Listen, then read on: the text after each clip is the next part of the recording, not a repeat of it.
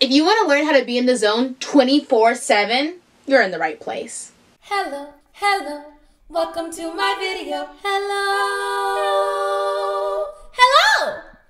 Hello, my name is Autumn Rain, and today we're reviewing Flow, The Psychology of the Optimal Experience by Mihaly Csikszentmihalyi.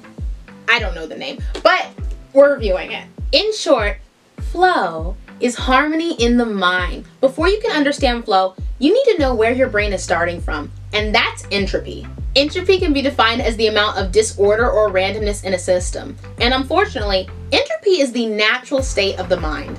Honestly, so true. I don't know about you, but my mind can go in 100 different directions at 100 miles per hour at any given moment for no reason whatsoever. Suddenly I'm thinking about that crap I saw on Pinterest once, which leads me to thinking about a really funny YouTube video I watched.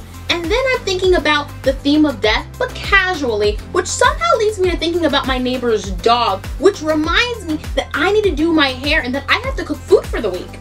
I know that your brain does weird stuff like this too, so don't even pretend. And if this isn't the definition of entropy, then I don't know what is.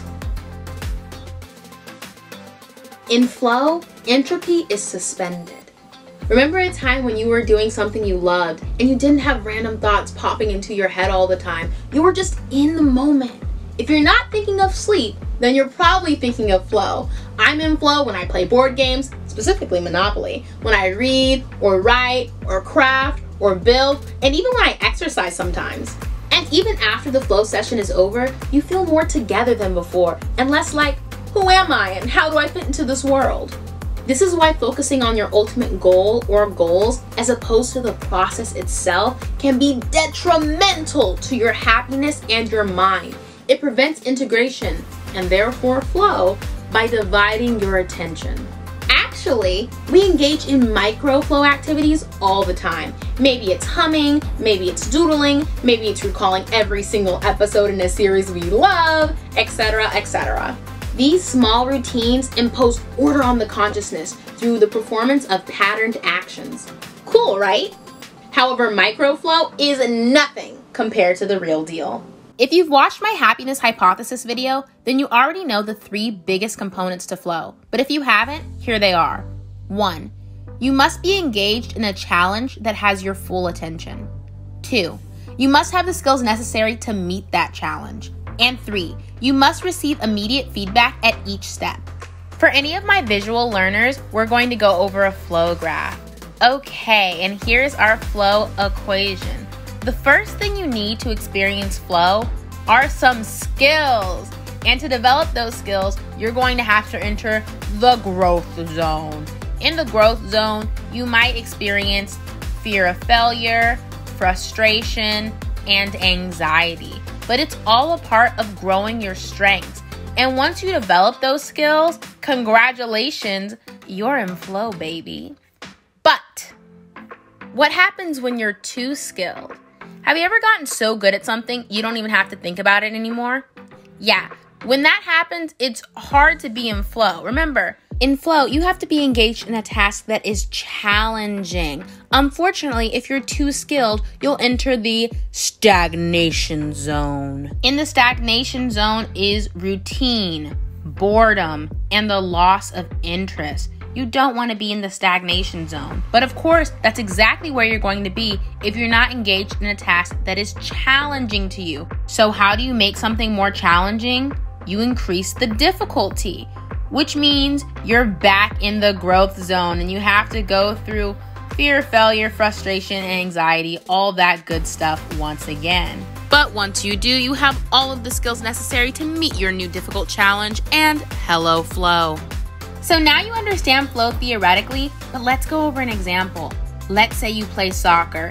You're really good at it, and every single time you play, you are in total flow, except, oh no, you're too good. So good that you've entered the stagnation zone. So what are you gonna do? Are you gonna give it up? Of course not. You love soccer. You're going to increase the difficulty by going into a new league, enter the growth zone, but after some time when you develop more skills, boom, you're back in flow.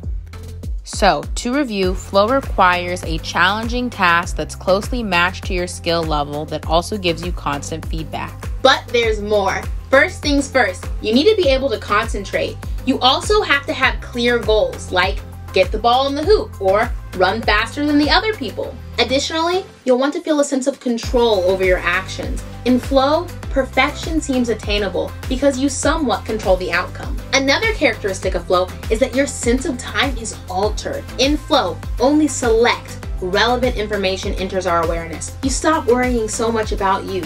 You stop worrying about how you should act and how you should look. None of that. And yet, despite focusing less on you, your sense of self becomes stronger during and after flow. This is actually a quote from the book.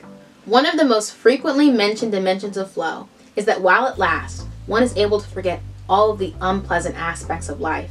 This is a byproduct of having all of your attention centered on the task at hand, leaving no room for irrelevant information. You might even stop being aware of yourself as separate from your flow activity. Suddenly, you're a part of the ball, or you're a part of your art, or you're a part of your writing, or you're a part of your dancing. You get the idea. Flow seems effortless, but in all actuality, any lapse in concentration would erase it all. However, while it lasts, consciousness is smooth and you are in a groove. Let's go over how you can turn something into a flow activity. Here's a common example that could come in handy. Check out this flow graph. Let's talk about love. Imagine you just met the most perfect person in the entire world. You're totally in love. Dare I say, flow. Except, oh no, one day you're bored. You know they're the one for you, but you've just lost that spark. You're in the stagnation zone. But you know there's something there and you want to get back to the lovey-dovey couple you were before. And that's why you must enter the growth zone. It's here where you will learn about your partner's thoughts, feelings, hopes, and dreams. Knowing them on such an intimate level is actually a lifetime's task. But this is how you re-enter flow. And then suddenly you can do more things with your partner and enjoy them together. You can read together, travel the world together, raise children. Oh look, Bobby just took his first steps. How amazing. So yes, love can be a flow activity, and yes, you can enter the stagnation zone. And yes, the only way out of the stagnation zone and back into flow is through the growth zone.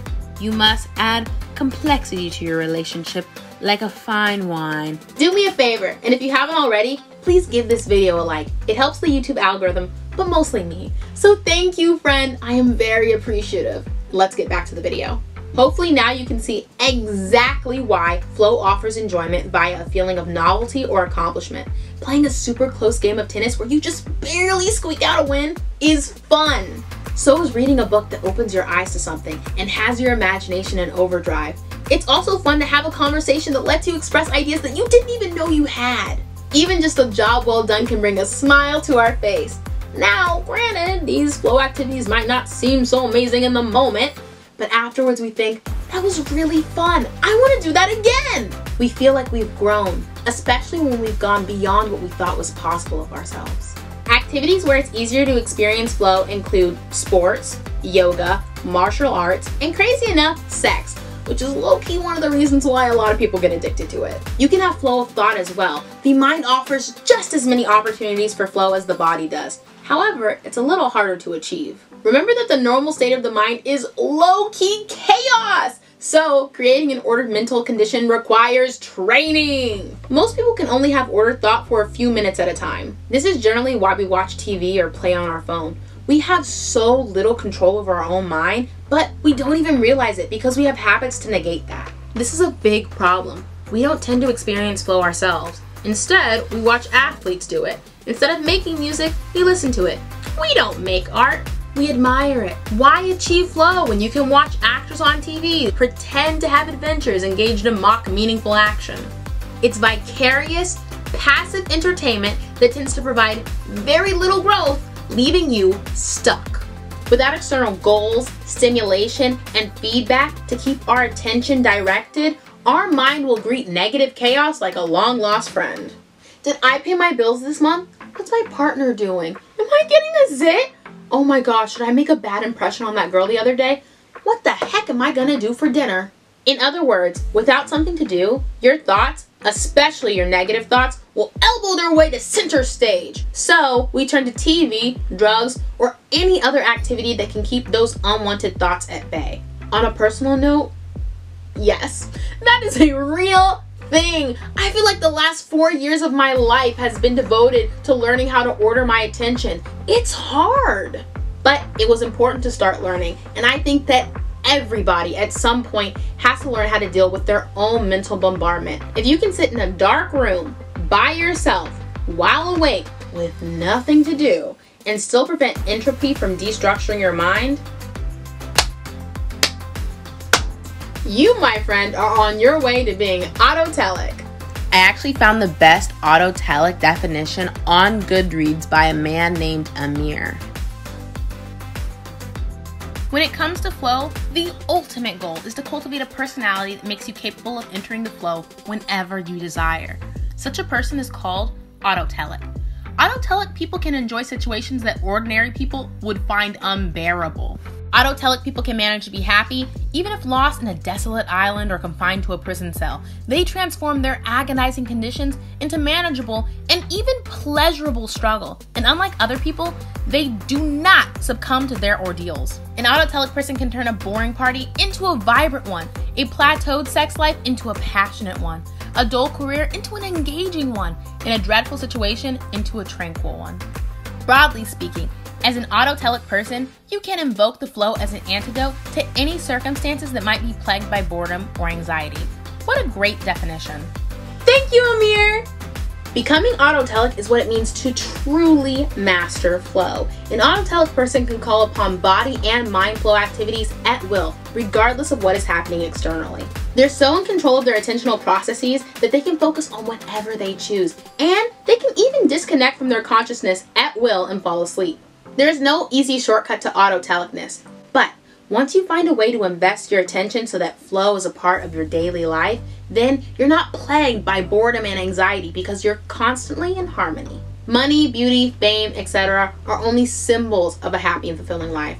So instead of chasing after these symbols, which are at best a roundabout path to fulfillment, it's better to take a direct path by striving for an autotelic state of being. The ultimate freedom and happiness is the ability to determine the contents of your consciousness. P.S. If you're like, I can't do that, stop whipping yourself into a frenzy. It's fine, I promise. Just get as close as you can. There are actually a few obstacles to flow. The first two are excessive self-consciousness or self-centeredness. If you're always worried about how others will perceive you, or if your entire consciousness is structured around how the world relates to you, then you won't have enough control over your attentional processes to have a flow experience. Remember, in the highest version of flow, you become part of a larger system. You are nature, you are the ball, you are dance. You can't do that if you're too involved in you. Additionally, if you have schizophrenic type traits and you notice irrelevant stimuli and process information whether you want to or not, that's rough. A literal inability to keep things out of your consciousness will prevent flow. Lastly, be warned, it's harder to find flow in a dead-end job. Even if you might enjoy the work, because you're not contributing to your long-range goals, that creates a huge psychological block that you'll need to address. I'm sure there are some other obstacles, but the vast majority of people can achieve flow, as indicated by multiple studies. You'd have to have something super psychiatric going on and irreversible, or your neurology would have to be tweaked to the extreme before you couldn't access flow at all. So strive for flow, and if you can, strive for an autotelic state of being.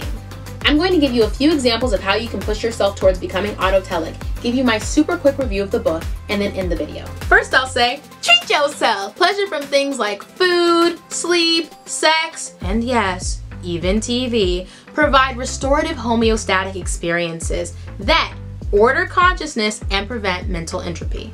In other words, treating yourself centers yourself, providing great ground to start creating your autotelic personality. I'll be honest, I think that if you're watching my video, you're probably not locked away in a prison cell somewhere in the worst of circumstances. For that reason, I'm just going to go over how to achieve flow in normal, everyday activities, which over time should push you towards becoming more autotelic. The body offers unlimited potential for enjoyment and flow. Imagine experiencing flow every single time you ate.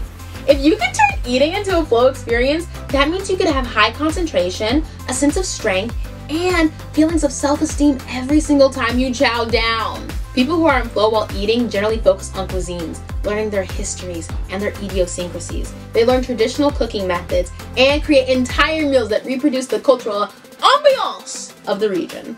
Imagine experiencing flow whenever you looked at nature. Here's a perfect example from the book. On a day like this, or days when it's crystal clear, I just sit in the train and look over the roofs of the city.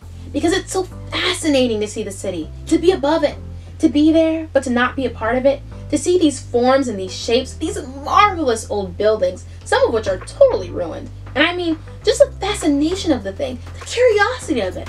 I can come in and say, coming to work this morning was like coming through a Shearer Precisionist painting. And because I already have it open, I'm just going to end the video with passages from the book. Few learn to move with the grace of an acrobat, see with the fresh eye of an artist, feel the joy of an athlete who breaks his own record, taste with the subtlety of a connoisseur, or love with the skill that lifts sex into a form of art. Because these opportunities are easily within reach, the easiest step toward improving the quality of life that you have consists in simply learning to control the body and its senses.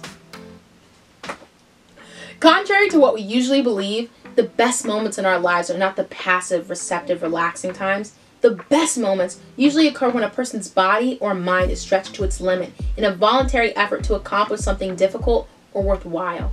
Optimal experience is thus something that we make happen. We grow up believing that what counts most in our lives is that which will occur in the future. The end of a long struggle for advancement, the golden years of retirement beckoning. We are always getting to live, as Ralph Waldo Emerson used to say, but never living. So I suppose the big takeaways from this video are: live in your now. Turn your everyday activities into flow so that you can develop an autotelic nature. And to not shy away from those activities that you love but struggle in, because those are the activities that are truly going to bring you joy regularly. If you watched my videos before, you know that I always have an actionable step to help you start incorporating the information that you've learned. Today's actionable step is simply to find an activity that you can do every day, that you know you love, and to keep on investing. And when you want to quit because it's hard, remember the flow graph and keep on investing. Despite how quotable this book is, it is not an easy read, but it is worthwhile. So if they have it at your local library, then check it out. It couldn't hurt. And if you're like, Autumn, how many times do I have to tell you? I don't got time to read like that. I don't even like it. That's why I watch your channel. Okay, I understand. You can just read my blog. The link is in the description. And as always, if you like this content, please like, comment, share, subscribe, and I will see you next time. Bye! Hello, my name is Autumn Rain, and today we're reviewing Flow, The Psychology of the Optimal Experience by Mihaly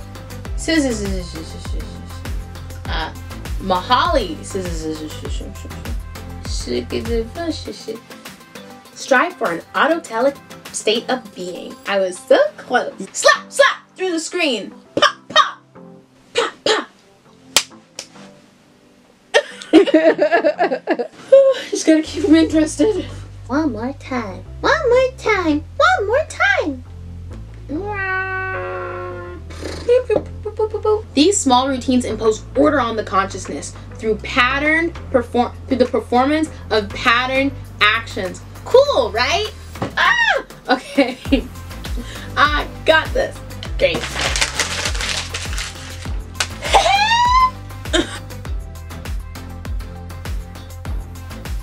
That was good, except then you say facts. What are the facts? Oh, I just want something I say. When something's real, I say facts. Oh. Yeah, I can do it one more time. It should be fact. It's a fact, right? It's not more than one. Unwanted thoughts at bay. At bay, that's a better word. Because they're not out, they're just at bay. Ah, perfect. In other words, without something to do, Just take it slow. 1, 2. I can do this. Okay. Yes, you can. Leaving no room for irrelevant information. Did I get irrelevant right? No, you said irrelevant is Irrelevant. Yeah, like, yeah. Irrelevant. That's so funny. I was like, I got it right. Or is it still recording? Yes. Imagine experiencing flow whenever you look at nature. Imagine. Imagine. Imagine. Imagine. Okay, mommy. Do it again. No! Imagine have been, not has been. Well, The last 4 years have been. that's okay. People know I'm literate enough. Well,